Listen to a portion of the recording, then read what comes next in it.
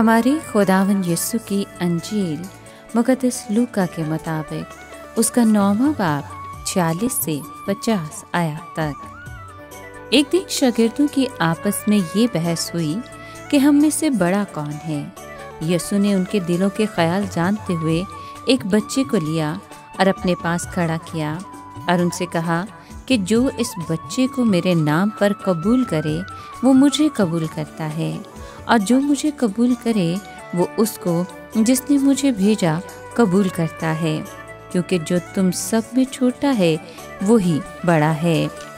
यूहन्ना ने मुखातिब होकर कहा, ए उस्ताद, हमने एक को तेरे नाम से बदरूहों को निकालते देखा और उसको मना किया, क्योंकि हमारे साथ तेरी पैरवी नहीं करता। यीशु ने उससे कहा, उसे मना न करो, क्योंकि जो तुम्हारे खिलाफ नहीं वो तुम्हारी तरफ है।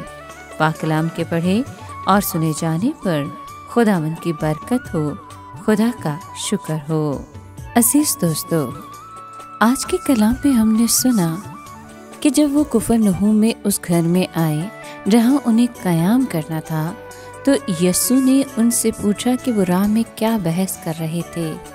सो मसीह यीशु जानता था कि उनमें क्या बहस हुई थी, चनाचे उसने उन्हें हलीमी का सबक दिया कि अव्वल होने का तरीका ये है कि इंसान दानिस्ता और रज़ा कराना अदना तरीन खिदमत करने में आर महसूस न करे, अपने लिए नहीं बल्कि दूसरों के लिए जिए। यीशु ने एक छोटे बच्चे को लेकर उनके बीच में खड़ा किया, फिर उसे गोद में उठा लिया और जोर देकर बयान किया कि अगर कोई मेरे नाम पर सबसे छोटे और सबसे गुमनाम शख्स पर मेहरबानी करता है तो ये बड़ा और अजीम काम है। ये ऐसे ही है जैसे खुद खुदावन के साथ, हाँ बल्कि खुदा बाप के साथ मेहरबानी की जाए। ए मुबारक खुदावन यीशु, तेरी तालीम हमारे दुनियादार दिल की तह तक पहुँचती और इसे बेनकाब करती है। मेरी खुदी को तोड़ दे और बख्श दे कि मुझ में तेरी ज़िंदगी ज़ाहिर हो जाए। आमीन।